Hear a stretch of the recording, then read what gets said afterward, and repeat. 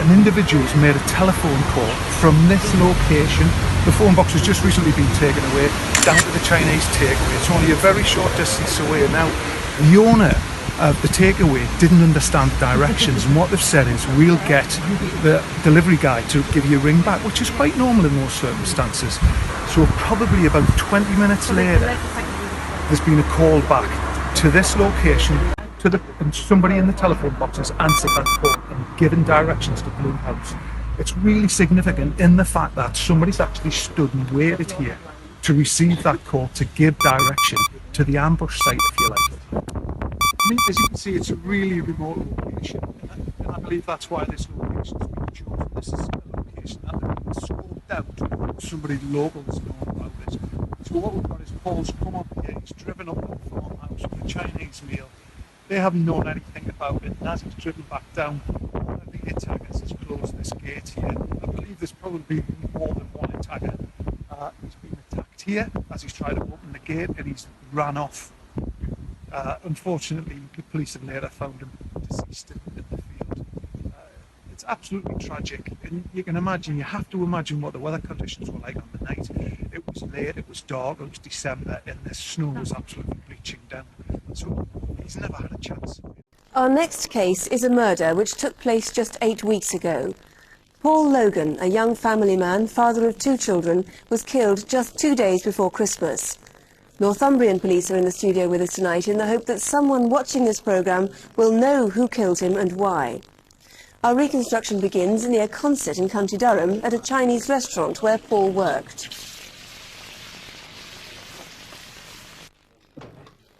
For the past 2 years, Paul Logan had worked most evenings as a delivery driver for the Golden Flower Chinese takeaway.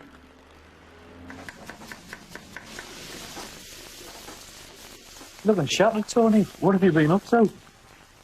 When did you do Castle again last night? Didn't get back until 8. Now wait, Tony. What you been up to? You had to know Paul to appreciate Paul. Paul was a very good son, a very good father. Paul lived not far from the takeaway with Pamela Hughes and their 2 children, Michael and Natalie. He and Pamela had been together for nearly 10 years. He always seemed to be laughing all the time with Michael, always carrying on, and he always took Michael everywhere. And he was like everyone used to call him his little shadow. I mean, Paul had his good points. He had his bad points like everyone. Paul wasn't perfect, but he was a very loving person, and he was loved very much by this family. Over the past 3 months, Paul's car had been vandalised several times. Perhaps someone had a grudge against him. It's early evening on Thursday the 23rd of December. How are you then, Michael? There's your dinner. There you go. You'll take out your mouth. Lemonade. All right? Oh, we love sausages, don't we? Hey? How are you then? Hey, Diana. Come on. Yeah. It's going to be one of your late nights again, Paul. Well, it's not exactly a quiet time of year. I'll be wanting a sweet and sour. Right. I'll pop in around 11, see if you're alright. Right. Alright, I better be off. He was busy that time of year because it was like Christmas time. Oh, yeah. I had been singing carols, been singing jingle bells and everything before he went to work. Good night, you, Daddy. Try, see you later. Yeah. Hello, Golden Flower. 1 king prawn. Chicken and chutney. Thanks for a visit tonight. Oh, great. And such a lovely evening for it. We're very busy. Go back in the kitchen.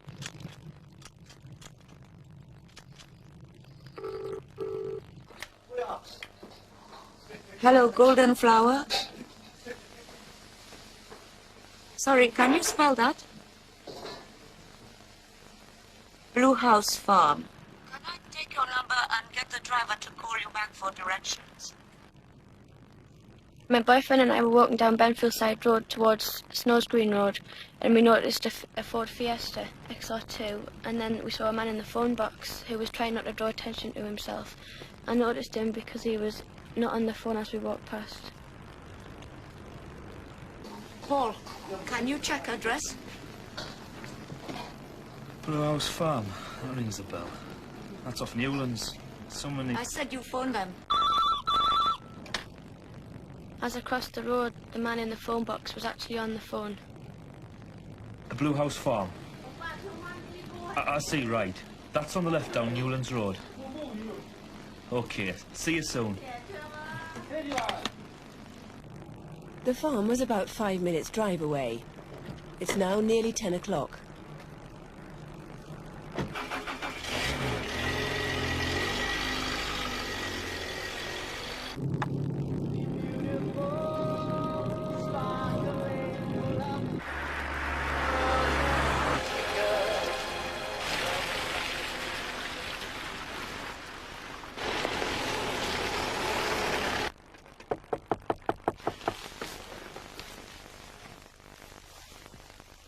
Who's that?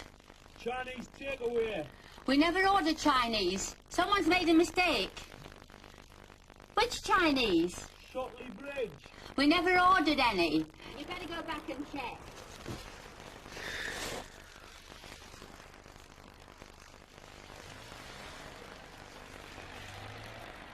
The owners of Blue House Farm had left their gate open that night. But when Paul drove back down the track, someone had shut it.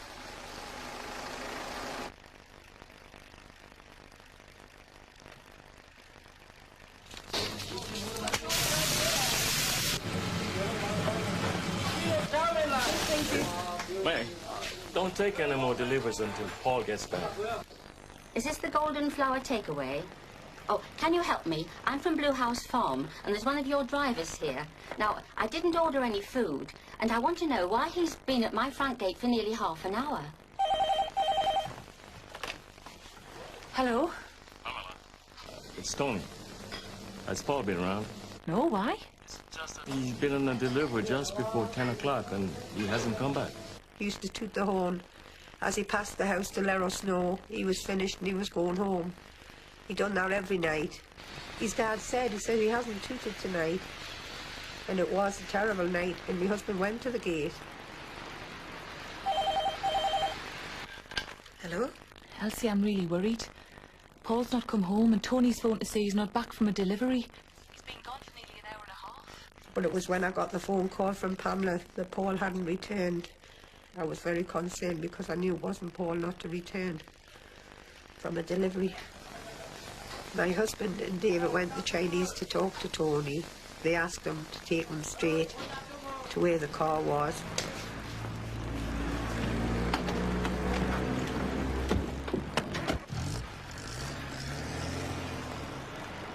Hello? Can I have the police, please?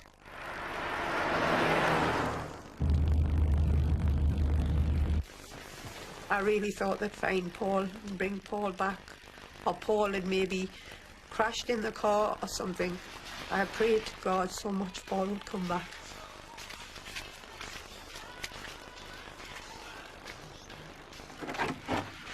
Elsie? Tango 123, you in location on the Shotley Bridge Newlands Road, where that major search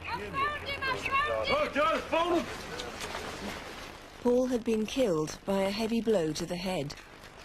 Whatever they've done to Paul, they've done to the whole family.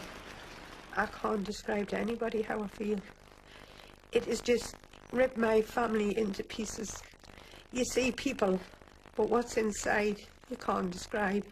I've known sorrow, I've known pain, but this is worse. It's a lot worse. You can't describe what goes in your head. There's times you think you're going mad. Things that go in your head because you need to know why such a thing has happened.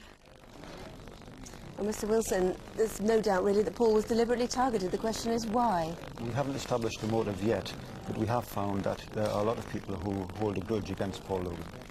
A lot of people saw the man in the phone box that night. What did he look like?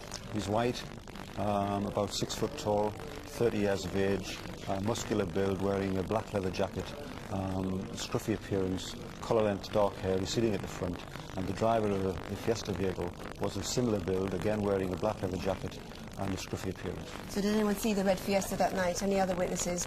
There's another vehicle seen near Blue House Farm. Now this is very significant. Yes, at the time of the murder, witnesses saw the victim's car, and just prior to that, they saw a red or orange-coloured Astra motor vehicle in a track about 150 yards away. We would ask the people in that vehicle to come forward to the police, and there are reasons why they may not wish to do so, but I can tell them that we will treat their contact with us in strictest confidence. Right. There is a reward. The family's got a reward together in this case. Yes, the family of the victim will offer £10,000 for information leading to the arrest and conviction of the persons responsible. Mr Wilson, thank you. There does seem little doubt that somebody knows who committed this murder. Please do ring us if you can help at all. We're on 0500 600 600 here in the studio. The number for the incident room at Wickham Police Station in Northumbria is 091 221 9319. The number for the incident room at Wickham Police Station in Northumbria is 091 221 9319.